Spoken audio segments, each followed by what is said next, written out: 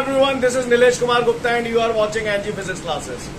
Well, पिछले turn पे मैंने आप लोगों को रॉकेट प्रोपल्शन के बारे में बताया था, जिसमें मैंने रॉकेट जब ऊपर उड़ता था तो उसका एक्सेलरेशन निकलवाया था. Acceleration was UR upon M0 minus RT. ये हमारा रिलेशन आया था. फिर मैंने आपको अपथ्रस्ट फोर्स के लिए फॉर्मूला निकलवाया था. रॉकेट कैसे उड़ता? क्लियर.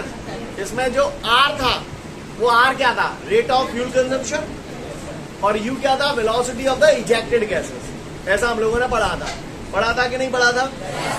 आज हम लोग आगे की कहानी शुरू करते हैं. आगे की कहानी में हम लोग पढ़ने जा रहे हैं फ्रिक्शन. फ्रिक्शन.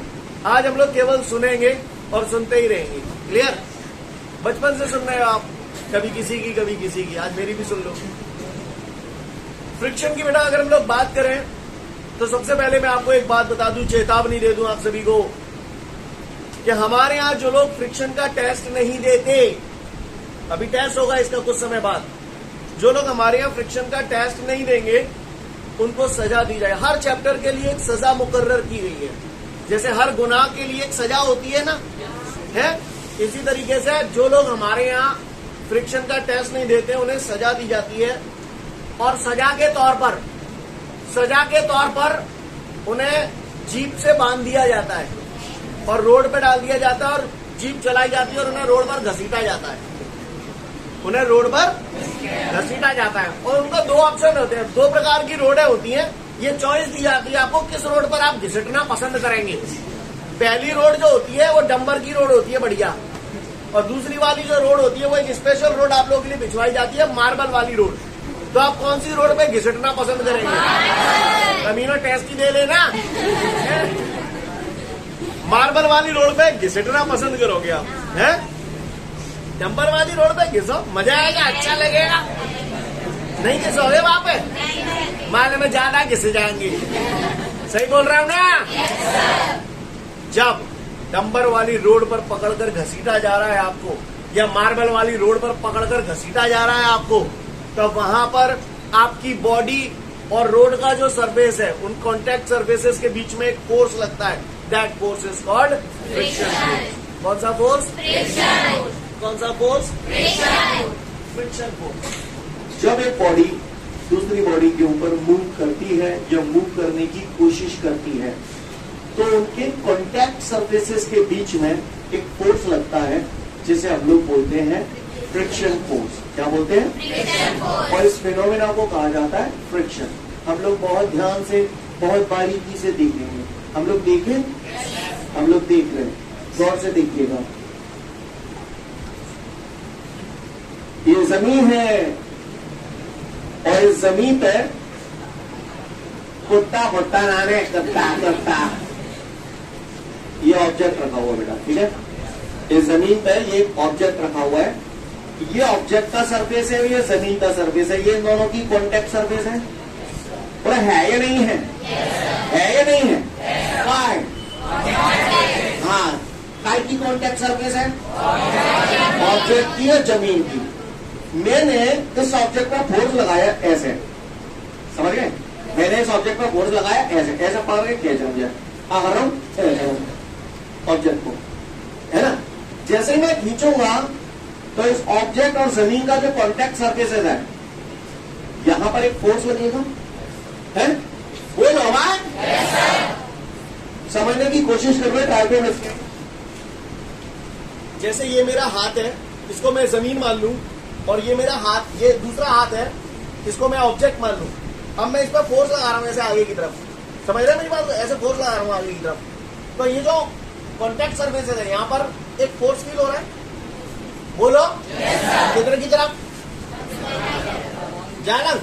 अबे जालंग जो फोर्स लगा रहा हूं, बातें तो मैं हाथ आगे जा रहा है, लेकिन मेरी जो खाल है, जो सरफेस है, वहां पे फोर्स कितनी लंग फील है? जालंग. जालंग कौन सा कह रहा हूं? जालंग जो कौन सा कह रहा हूं? जालंग. हाँ सही है. क्लियर है? समझ गए ना? समझ गए?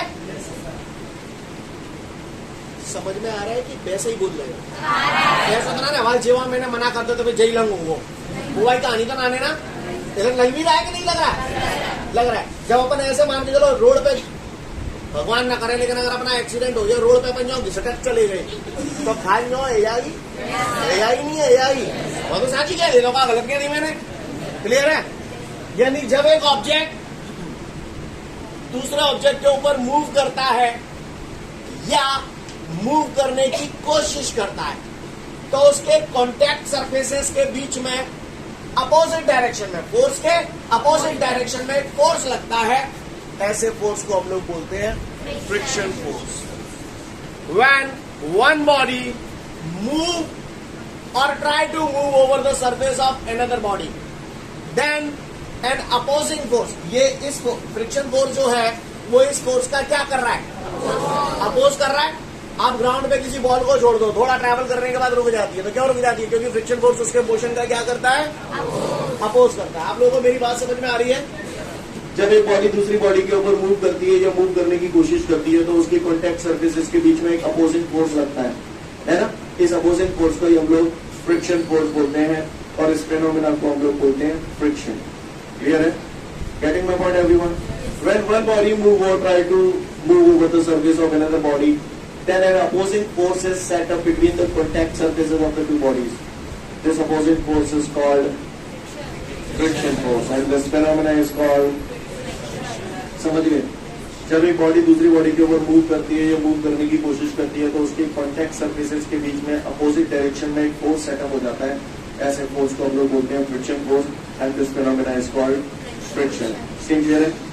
When one body move or try to move over the surface of another body, then an opposing force is set up between the contact surfaces of the two bodies. This opposing force is called friction force, and this phenomena is called friction. Got it everyone?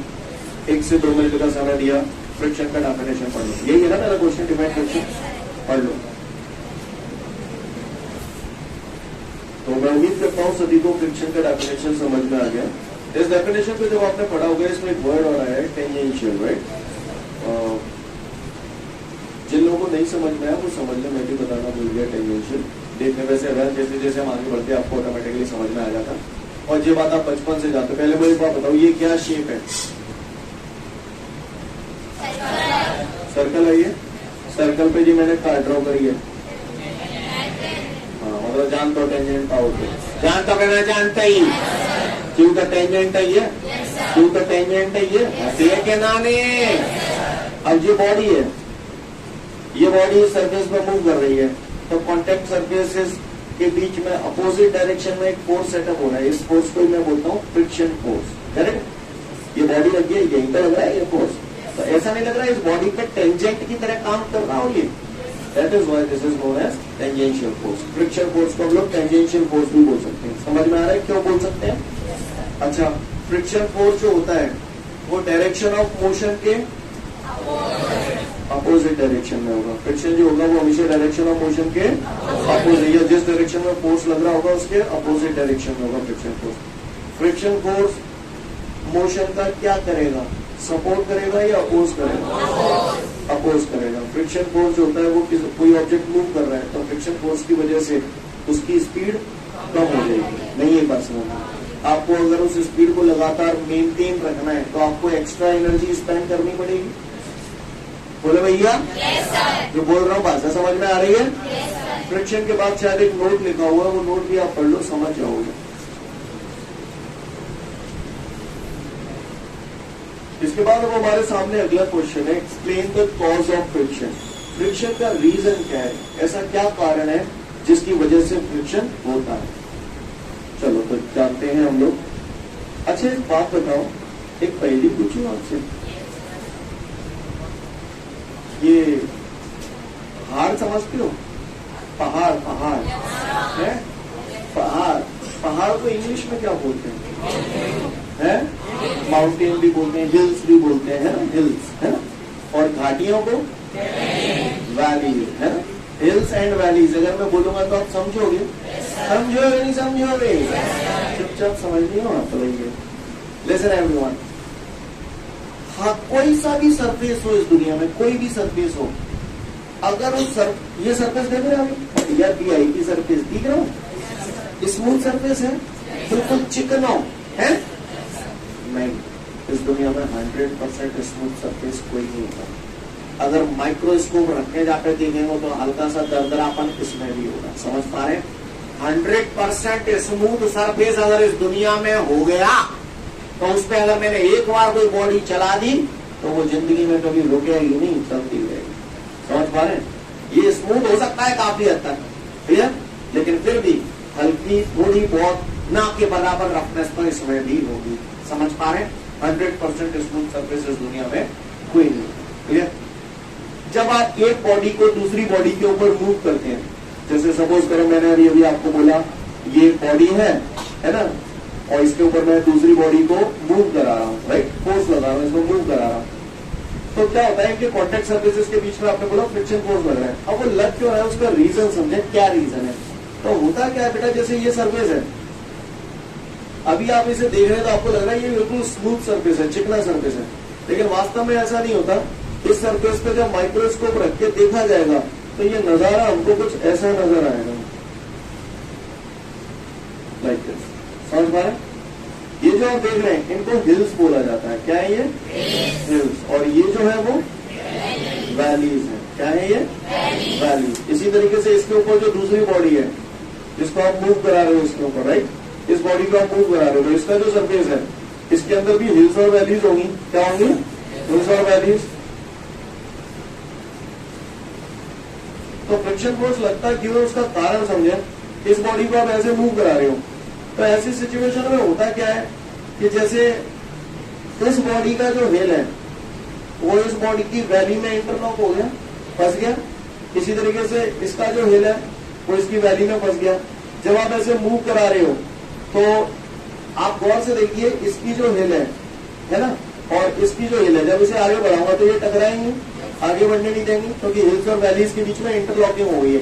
अगर मैं एक limit से ज्यादा force लगाऊंगा तो ये जो हिल है वो अपनी जगह से टिल्ट हो जाएगी, मुड़ जाएगी या घिस जाएगी और ये आगे बढ़ जाएगी। ये सर नो बात समझ आ रही? तो इस वजह से हमारा ये यहाँ पर फ्रिक्शन फोर्स लगता है। क्या आपको मेरी बात समझ में आई? सुन लिया है? अगर किसी ने पूछ लिया कॉज ऑफ फ्रिक्शन क्या है तो बता दोगे? शुद्ध एक लाइन में आंसर किसी ने पूछा what is the cause of friction, तो बोला हिल्स एंड वैलीज। क्या बोलोगे? Hills and valleys. जब एक बॉडी दूसरी बॉडी के ऊपर स्लाइड करती है तो एक बॉडी की हिल दूसरी बॉडी की वैली में फंस जाती है, जिससे उनके बीच में इंटरलॉकिंग हो जाती है। फिर भी आप एक अगर लिमिट से ज्यादा फोर्स लगाते हैं तो क्या होगा, या तो ये हिल टिल्ट हो जाएगी, मुड़ जाएगी अपनी जगह से, ये टूट जाएगी या घिस जाएगी। यही कारण है कि फ्रिक्शन के कारण हमारे चप्पल जूते घिस जाते हैं। नहीं है मेरी बात समझ? सीन क्लियर है? भाषा समझ में आ रही है? तो फ्रिक्शन का मेन कॉज क्या है? Hills and valleys.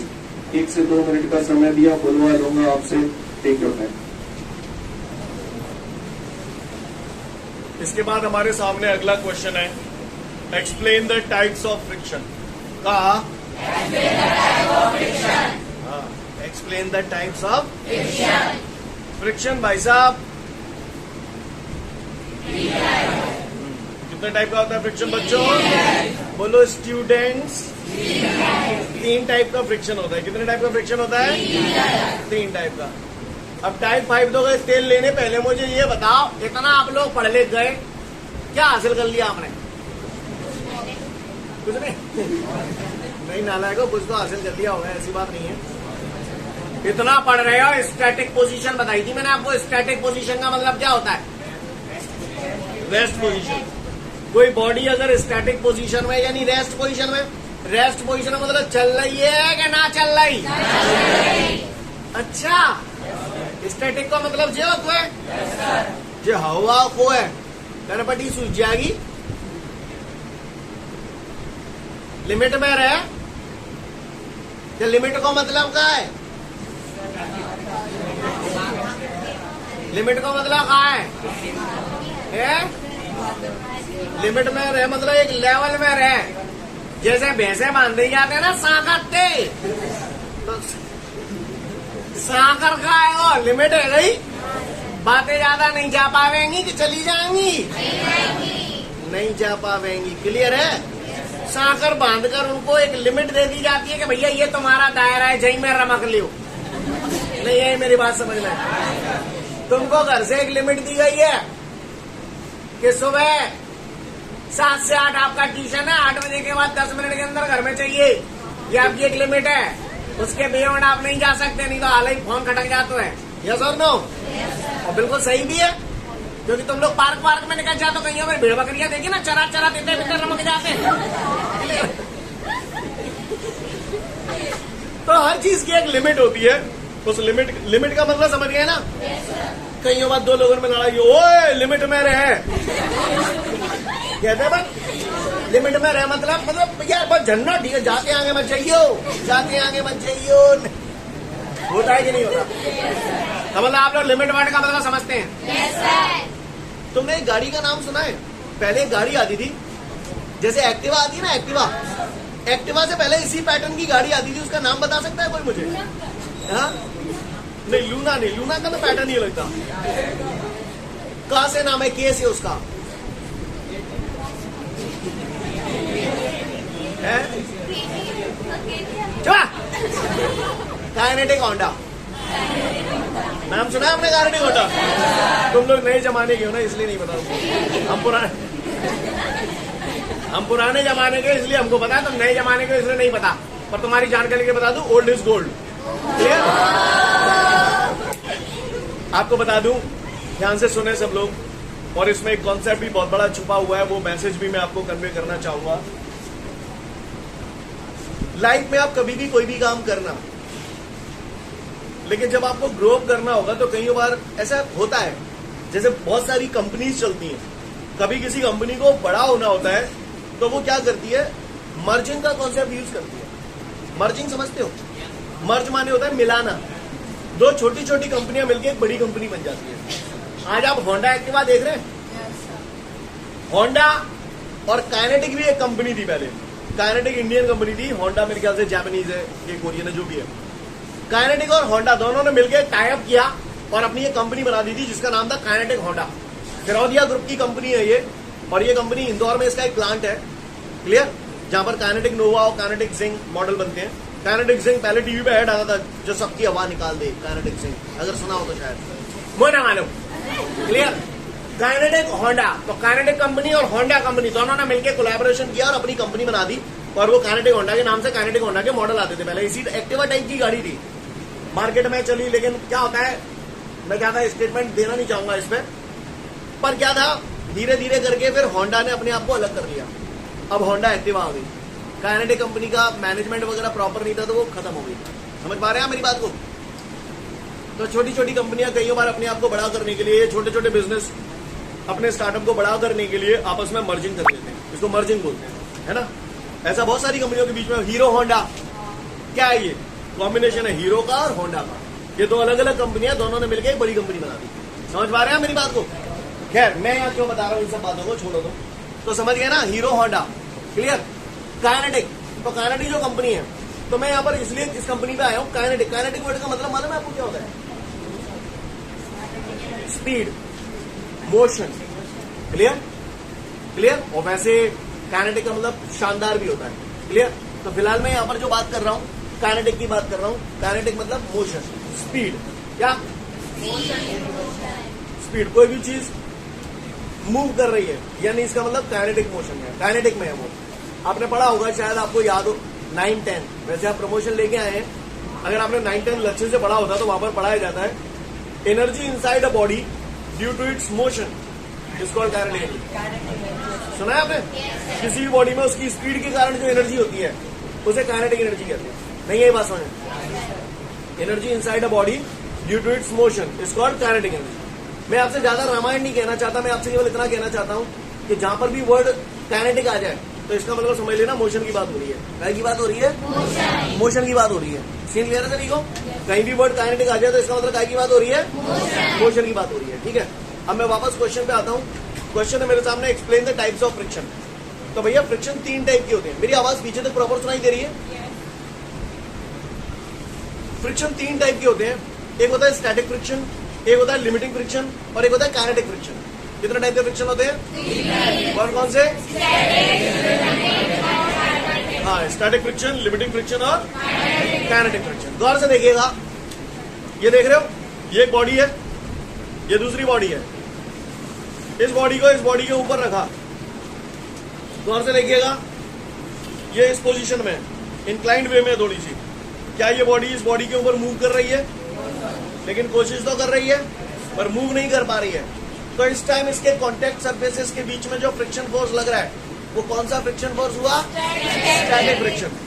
जब एक बॉडी दूसरी बॉडी के ऊपर मूव करने की कोशिश करती है तब उसके कॉन्टेक्ट सरफेसेस के बीच में जो अपोजिंग फोर्स सेटअप होता है उसको हम लोग बोलते हैं स्टैटिक फ्रिक्शन।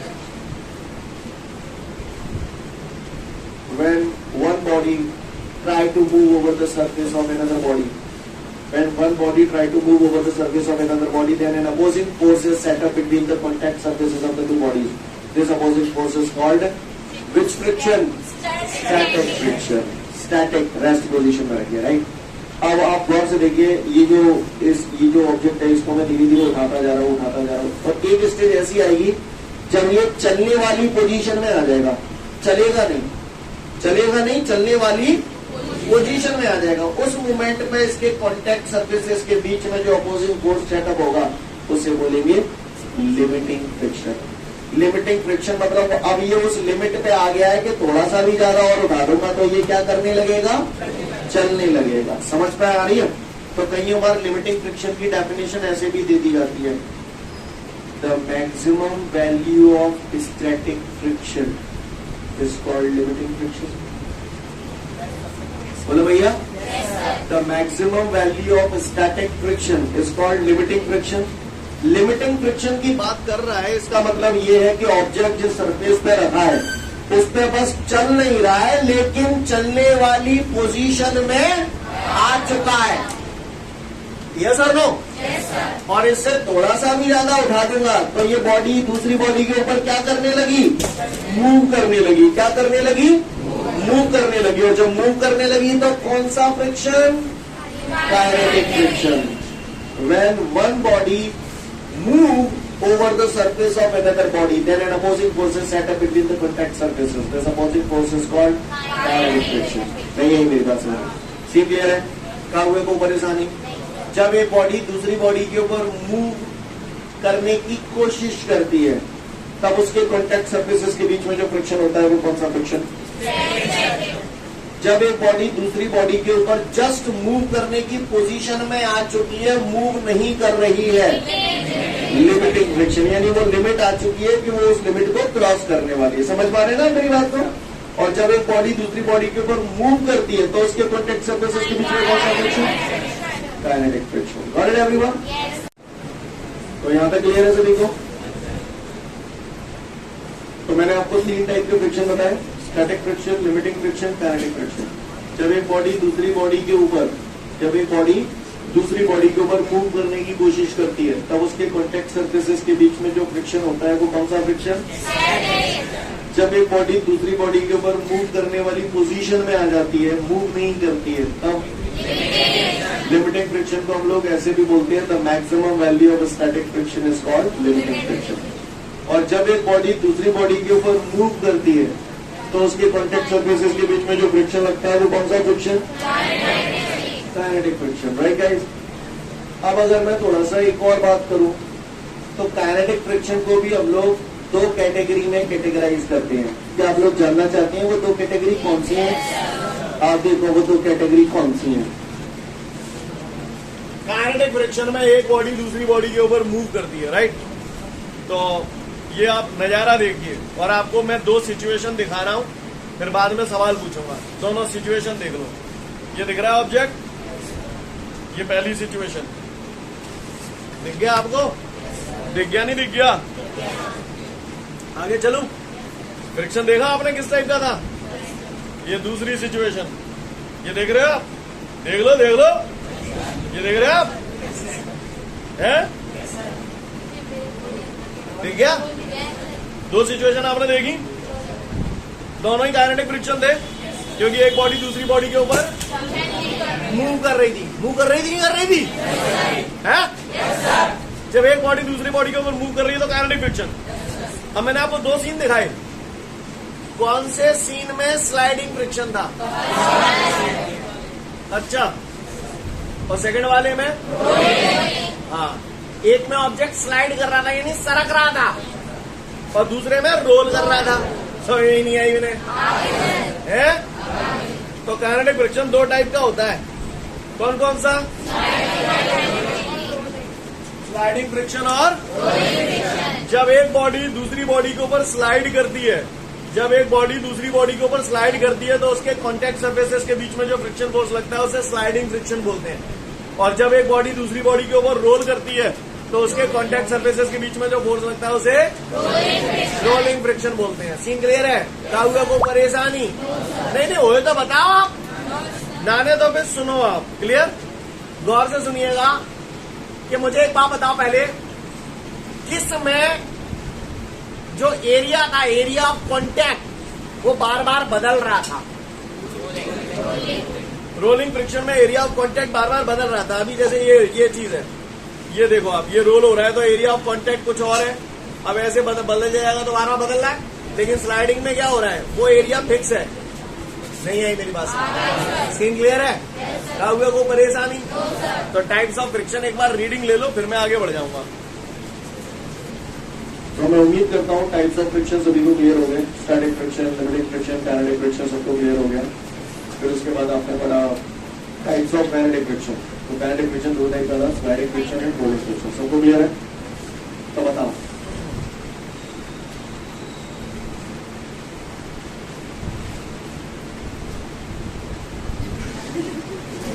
सोच समझ के जवाब देना, ठीक है?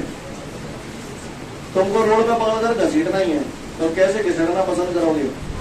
ऑप्शन नंबर 1 कि सीधा घसीटा जाए स्लाइडिंग वे में या रोलिंग वे में? है रोलिंग वे में घसीटना पसंद, स्लाइडिंग में घिसो ना, अच्छा लगेगा, है तो मालूम है निमट जाएंगे, है ना? यस और नो? स्लाइडिंग फ्रिक्शन में ज्यादा घिसोगे या रोलिंग फ्रिक्शन में? हाँ, तो इसका मतलब ये बोल सकता हूँ sliding friction is greater than rolling friction, या rolling friction is lesser than sliding friction. काहुआ को परेशानी? तो बताओ मुझे, आपने दोनों टाइप की फ्रिक्शन पढ़ ली है, किसमें एरिया ऑफ कॉन्टैक्ट फिक्स रहता है? स्लाइडिंग फ्रिक्शन में। तो उसमें एरिया ऑफ, समझ गए ना? वो समझाने की जरूरत है? स्लाइडिंग फ्रिक्शन में एरिया ऑफ कॉन्टैक्ट फिक्स रहता है, नहीं है मेरी बात है? और रोलिंग फ्रिक्शन में एरिया ऑफ कॉन्टैक्ट बदलता रहता है। अच्छा, जब एक बॉडी दूसरी बॉडी के ऊपर स्लाइड करती है तो कौन सा फ्रिक्शन? जब एक बॉडी दूसरी बॉडी के ऊपर रोल करती है तो कौन सा friction? Rolling friction. Scene clear है सभी को? कोई दिक्कत? अब मेरी बात ध्यान से सुनना, जो एक पॉइंट है वो एकदम से समझ नहीं आता है कई बार, तो ध्यान से सुनिएगा। स्लाइडिंग फ्रिक्शन में जब होता है तो हमें मालूम है बामे एरिया फिक्स है, बेर बेर बदल ही ना रहा, तो जितने घिसनो है उतने घिसे वही, ना कम घिसेगो ना ज्यादा घिसेगो, क्योंकि एरिया फिक्स उसका कॉन्टैक्ट वाला होता है। सही बोल रहा हूँ? लेकिन जो रोलिंग फ्रिक्शन होता है that depends on the area of contact. Sliding friction does not depend on area of contact, क्योंकि उसमें जो एरिया होता है जितना घिसना है उतना घिसेगा, वो फिक्स है। समझ पा रहे हैं? लेकिन रोलिंग फ्रिक्शन जो होता है that depends on the area of the contact. Rolling friction क्या पे डिपेंड कर रहा है? एरिया ऑफ कॉन्टैक्ट पे डिपेंड कर रहा है। एरिया ऑफ कॉन्टैक्ट ज्यादा होगा तो फ्रिक्शन फोर्स ज्यादा लगेगा। मैं आपको इसको ऐसे समझाता हूँ, गौर से सुनिएगा। मान के चलो और जितनी साइकिल है, ठीक है? क्या है जी? हाँ, ठीक है भैया, ये साइकिल है, ये साइकिल पे आप लदी हो, ठीक है? क्लियर? ये साइकिल पे आप लदी हो, जी कौन है? रोड, ठीक है? तो ये टायर है और ये रोड है, इतना हिस्सा कॉन्टैक्ट में है।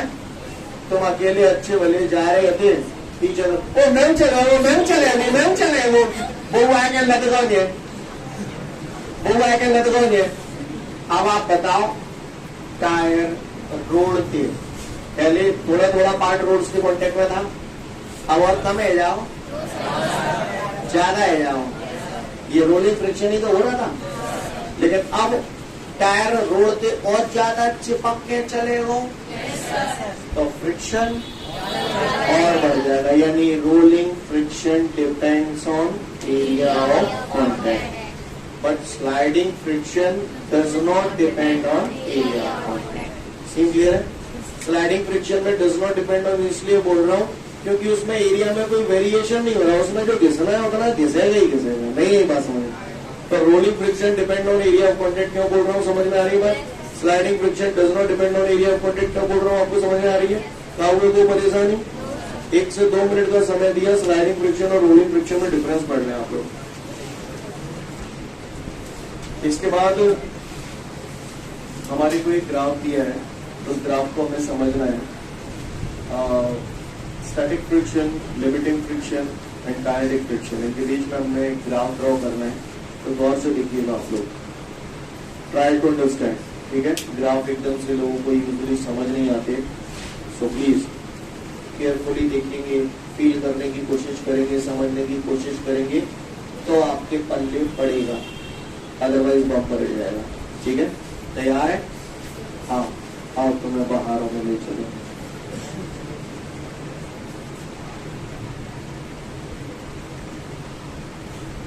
यहाँ पर मैंने लिखा है force of friction, friction force इस एक्सिस पे मैंने लिया है, और यहाँ पर इस एक्सिस पे मैं ले रहा हूँ एक्सटर्नल फोर्स। क्या ले रहा हूँ बच्चों? जी हाँ मेरा भाई, ठीक है। यहाँ पर मैं आपके लिए नंबरिंग भी मेंशन कर रहा हूँ। क्या मेंशन कर रहा हूँ? नंबरिंग भी मेंशन कर रहा हूँ। नंबरिंग केवल इसलिए मेंशन कर रहा हूँ जिससे आप मेरी बात को बेहतर समझ पाए, राइट? नंबरिंग मैंने मेंशन कर दी, जैसे ये ऑरिजिन मानते हो आप हमेशा, आपको एग्जाम में नंबर मेंशन करने की जरूरत नहीं है, पर मैंने कर दिया जिससे आप ग्राफ को ज्यादा बेहतर समझ पाए। ठीक है भैया?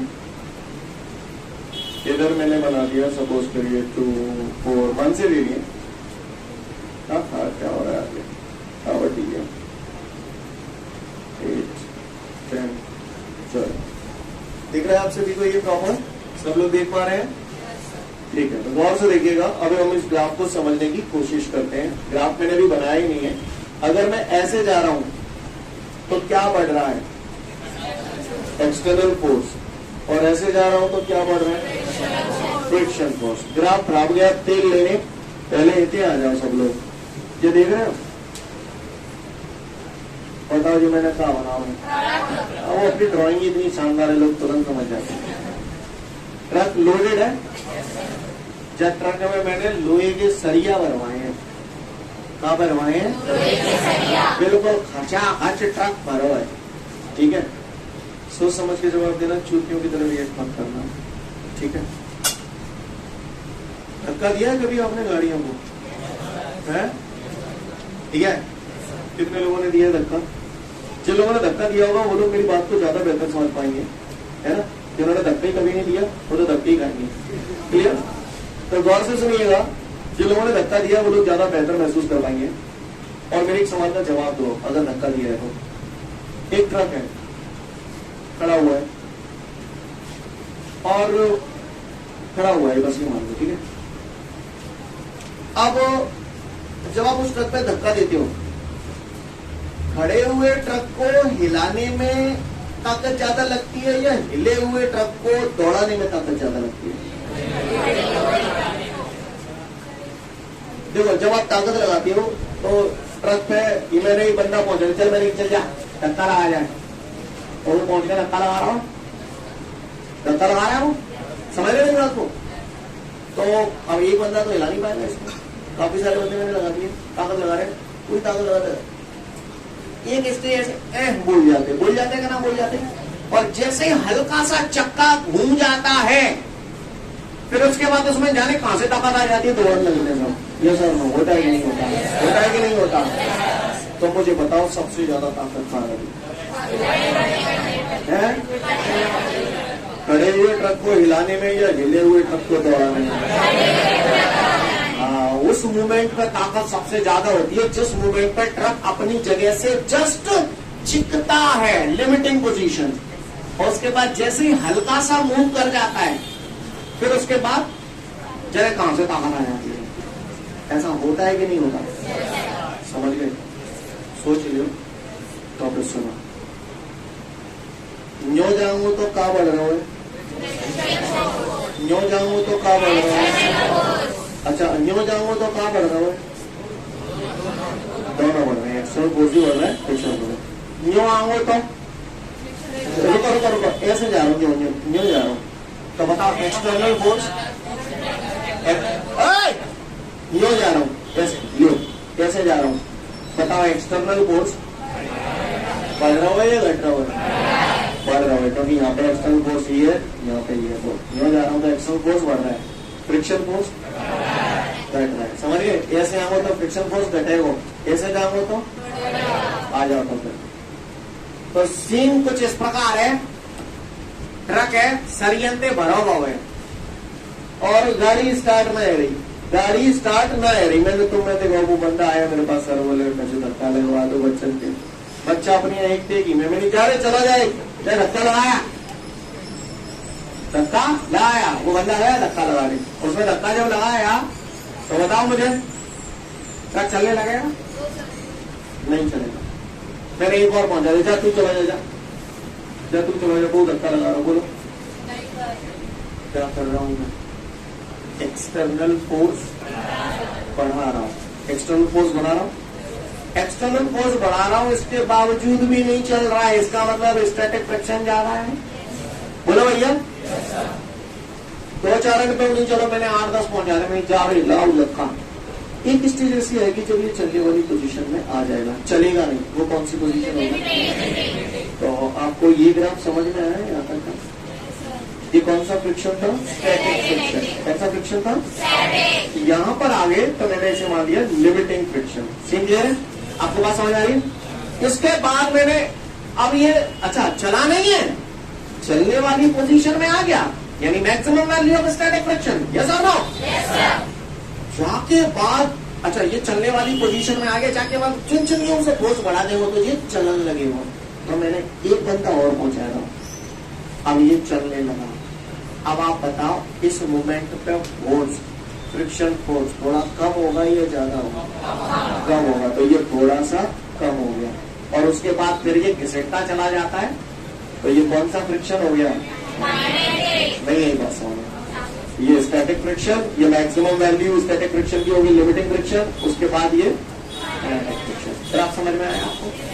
ये नहीं आया? सीन क्लियर है? कोई दिक्कत? फिर आप देख लो, आप समझ जाओगे, फिर मैं आगे की बात करूंगा। ठीक है, तो फिर आज के लिए पर्याप्त है, कल फिर मिलते हैं। Thank you everyone, have a great day to all of you guys. जय हिंद।